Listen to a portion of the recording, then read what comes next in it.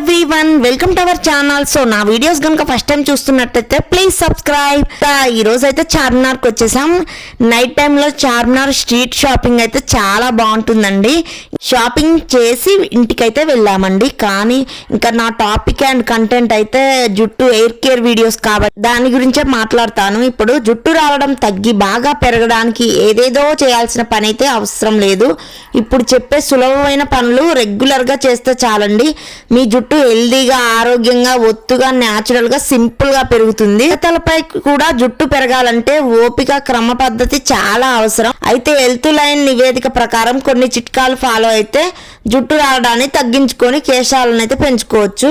ఎక్కువగా ఆ దుమ్ము, ధూళి, కాలుష్యం మన జుట్టుకైతే కారణంగా మన జుట్టు పొడిగా, నిర్జీవంగా మారుతుంది.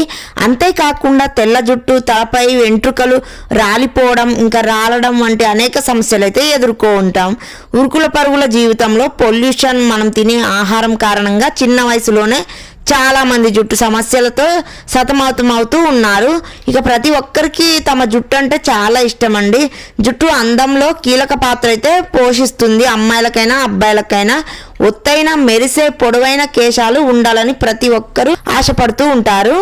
ఒత్తిడి, ఇంకా చెడు జీవన శైలి, హార్మోన్స్ ఇన్బ్యాలెన్స్ అండి, పోషకాహార లోపం, జుట్టు కోసం మార్కెట్లో దొరికే ప్రతి ప్రొడక్ట్స్ వాడడం వంటి అనేక కారణాలు బట్టతల లేదా మీ జుట్టు రాలిపోవడానికి కారణాలు కావచ్చు. జుట్టు రాలడం, బట్టతల వంటి సమస్యలకు చెక్ పెట్టేందుకు రకరకాల పద్ధతులు అయితే పాటిస్తున్నారు.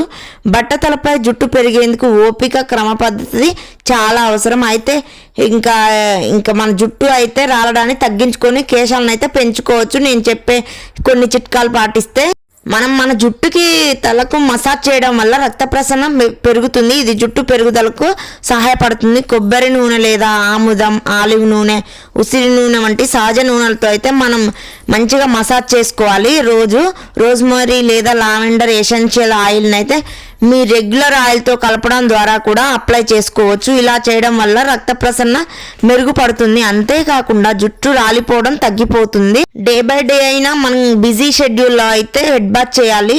ఇంకా తలస్నానం నీట్గా మనం మసాజ్ చేసుకోవడం వల్ల మనకి బ్లడ్ సర్క్యులేషన్ జరిగి మంచిగా రీగ్రోత్ అవుతుంది. మన జుట్టు ఇంకా వైట్ హెయిర్ కూడా అస్సలు రాదు. కొంచెం మంచి పోషకాహారాలు అయితే తీసుకోవాలి. వాటితో పాటు హెడ్ బాత్ చేసినప్పుడు గట్టిగా వాటర్ పోకముందే ఇంకా దువ్వెన పెట్టి దువ్వుతూ ఉంటారు. అలా కూడా అస్సలు చేయొద్దు. మన జుట్టు అనేది కట్ అవుతుంది, రాలిపోతూ ఉంటుంది.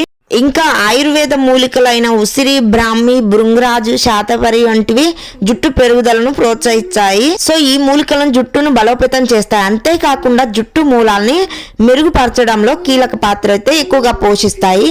ఆయుర్వేద నిపుణులు అయితే ఇవైతే వాడితే మంచిదని ఎక్కువగా చెప్తున్నారు. బట్టతల, జుట్టు రాలడం వంటి సమస్యలు క్రమంగా తగ్గుముఖం పడతాయి ఇవి వాడడం వల్ల. మన జుట్టు ఆరోగ్యానికి పోషకాహారం చాలా ముఖ్యం. బయోటిన్ రిచ్ ఫుడ్స్ మీ డైట్ లో భాగం చేసుకోండి.